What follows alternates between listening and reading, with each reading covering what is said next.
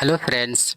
Competition के इस दौर में चाहे वो primary class, upper primary class, higher education हो या किसी भी कंपटीशन एग्जाम की तैयारी करना हो, आप सबको बोर्ड मास का रूल आना चाहिए।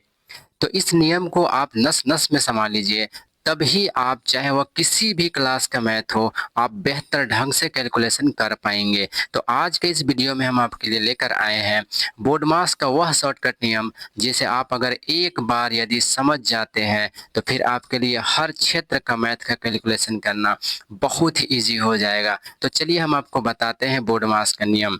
जैसा कि आप स्क्रीन में देख पा रहे हैं कि बोर्ड मास का रूल शुरू से सीखे लिखा हुआ है, और इसमें लिखा जा गया है कि 99% लोग गलती करते हैं। ठीक है, 99% लोग क्या करते हैं, गलती करते हैं।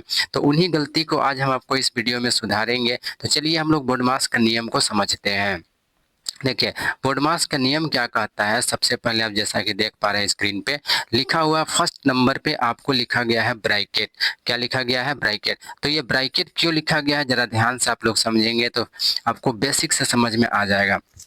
देखिए, यहाँ पर जो आपको पहला स्टेप दिया गया है इसको कहा जाता है स्टेप वन। क्या कहा जाता है, स्टेप वन कहा जाता है। तो स्टेप वन में आपको सबसे पहले कोई भी मैथ का अगर कैलकुलेशन क्वेश्चन है, उसमें अगर आपको ब्रैकेट दिया गया है तो आप ब्रैकेट को पहले हल कर ले, उसके बाद स्टेप टू में चले जाएं। देखिए, किसका काम करना है, स्टेप टू में काम करना है। स्टेप टू में यदि ऑफ लिखा हुआ है तो आप उसके जगह में, या तो का लिखा हुआ है तो आप उसके जगह में गुना लिख लेना है। गुना कर नहीं देना है बल्कि गुना लिख लेना है। उसके बाद स्टेप थ्री आता है। स्टेप थ्री में आपको डिवाइड देखना है कि डिवाइड यानी कि भाग, यदि भाग है, ठीक है, तो आपको क्या करना है, भाग का काम स्टेप तीन में करना है। ठीक है, उसके बाद स्टेप चार आपके लिए आएगा। तो स्टेप चार में देख लीजिए कि अगर मल्टीप्लाई है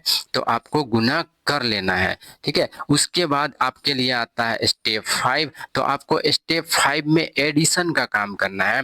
एडिशन कहने का मतलब आपको जानते हो यहाँ पर कि जोड़ का काम करना है। किसका काम करना है, तो सबसे पहले समझ लीजिए कि जोड़ का काम करना है। अब अगला स्टेप आता है हमारे पास सिक्स नंबर पे, जो है कि सब्ट्रैक्शन यानी कि घटाव का काम करना है। तो इस प्रकार से हम लोग फाइनली देखें कि कोई भी कैलकुलेशन अगर करना है गणित का, तो अगर उस पर ब्रैकेट दिया गया है तो फाइनली आप पहले ब्रैकेट का काम कर लें। उसके बाद यदि ऑफ लिखा हुआ है या का लिखा हुआ है तो आप उसके जगह में गुना लिख लें।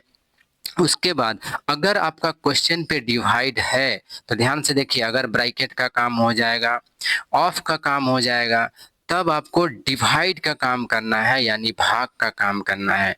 अगर भाग का भी काम हो जाए, भाग का भी काम कैलकुलेशन वर्क हो जाए, कहीं पर भी क्वेश्चन में अब भाग का काम करना नहीं है, तब आप अगला स्टेप आपको मल्टीप्लाई में चले जाइए, गुना में चले जाइए। यही चीज को ये बोर्ड मास समझाता है कि स्टेप बाय स्टेप कैसे वर्क करना पड़ता है। तो आप मैथ को आसानी से और जो है सो फाइनली सही, जो करेक्ट रिजल्ट कहा जाता है ना, करेक्ट रिजल्ट लेकर आइएगा। तो अगर आप मल्टीप्लाई कर लीजिएगा तब आपको अगला स्टेप जो करना है वो एडिशन का करना है यानी जोड़ने का काम करना है। और फाइनली सबसे आखिरी में आपको क्वेश्चन को घटाने का काम करना है।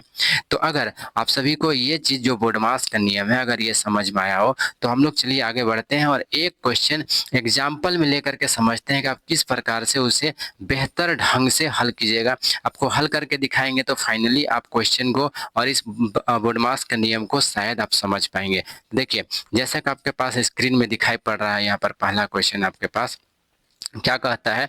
एग्जाम्पल पे देखिए, दिया है 40-4 गुने 5 प्लस 4 प्लस 6 ब्रैकेट में है, प्लस 2 है, यहाँ पर ब्रैकेट क्लोज किया गया है, देख सकते हो। तो हम लोग बोर्डमास का नियम में क्या सीखे थे, थोड़ा सा समझने का प्रयास कीजिए। बोर्डमास का नियम में हम लोगों ने सीखा था कि अगर BODMAS यही था बोर्डमास, तो अगर ब्रैकेट है तो आप ब्रैकेट का काम कर लीजिए। तो हम लोग के पास ब्रैकेट है तो ब्रैकेट का ही काम करेंगे, बाकी सबको जैसा का तैसा उतार देंगे। जैसे देखिए, यहाँ पर 40 है तो आप 40 को वैसा ही उतार दीजिए, आपको कुछ नहीं करना है। -4 है तो 4 भी उतार दीजिए। गुना का गुना 5 भी उतार दीजिए, फिर देखिए प्लस है तो प्लस उतार दीजिए। अब इसको फाइनली आपको कर लेना है काम। 4 और प्लस 6 कर लेंगे तो 4 और 6 कितना हो जाएगा 10। देखिए ब्रैकेट का काम हो गया, प्लस लास्ट में क्या बचा है 2, बाकी को हम लोग सेम आपको उतार दिए सर। फाइनली देखिए ब्रैकेट का काम हो चुका है। अब आगे हम लोग का देखो ओ का मतलब कहीं पर भी ऑफ नहीं है तो छोड़ दिए। डी का मतलब होता है डिवाइड, तो डिवाइड भी कहीं नहीं है तो डिवाइड को भी छोड़ दिए। अब हमारे पास आया है एम फॉर होता है मल्टीप्लाइज। अब देखेंगे कि क्वेश्चन में कहीं पर क्या मल्टीप्लाई करने के लिए है। तो देखिए हम लोगों ने यहाँ पर देखा कि हमारे पास जो है सो फाइनली है एक मल्टीप्लाई करने के लिए।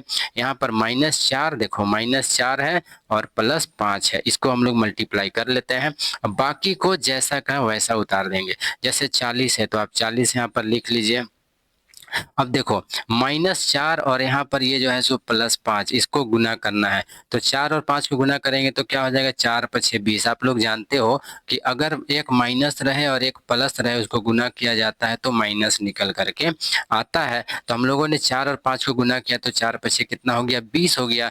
प्लस अब सबको उतार लीजिए, +10 हो जाएगा और प्लस कितना हो जाएगा 2। तो इस प्रकार से हम लोगों ने देखा कि मल्टीप्लाई का भी काम हो चुका है।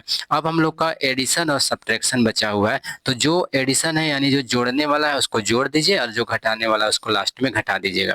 तो हम लोग यहाँ पर एक चीज देखेंगे कि कौन कौन सा ऐसा संख्या है जो कि आपके लिए जोड़ने के लिए है। जैसे यहाँ जो 40 है आप देख पा रहे हैं, ये 40 आपके लिए क्या चीज में है प्लस में है। यहाँ पर देखिए ये 10 जो है ये प्लस में है और लास्ट में आपका 2 जो है ये क्या चीज में है प्लस में। तो इस प्रकार से हम लोग ये तीनों को जोड़ लेंगे। 40 10 50 और 2 कितना हो जाएगा 52 हो जाएगा। -20 कर देंगे तो अब हम लोग का देखो कि एडिशन का भी काम खत्म हो गया। लास्ट में सब्ट्रैक्शन 52 में से 20 घटा देंगे तो कितना बचेगा 32। इस प्रकार से हम लोगों ने देखा कि इस बोडमास का नियम को फॉलो करके हम लोग किस प्रकार से इस क्वेश्चन को आसानी से फाइनल आंसर की ओर, जो कि करेक्ट आंसर आपका आएगा। और याद रखें अगर आप इस रूल को, इस नियम के तहत इस क्वेश्चन को यदि आप नहीं बनाते तो आप फाइनल समझ लीजिए कि इस क्वेश्चन का आंसर आपके लिए गलत आता। तो इस प्रकार से यही क्वेश्चन बनी है तो हम लोग के एग्जाम्पल के तहत लिया गया था। अगर इस प्रकार का कोई भी क्वेश्चन आपके लिए आता है और अगर आप उसे बोडमास का नियम से अगर नहीं बनाते हैं तो आपके लिए फाइनली वो क्वेश्चन जो होगा सो गलत बन जाएगा। और कभी कभार ऐसा हो सकता है कि 100% में से 10% कभी अगर बाय मिस्टेक आंसर आ भी जाए, लेकिन हर बार ऐसा नहीं होता है।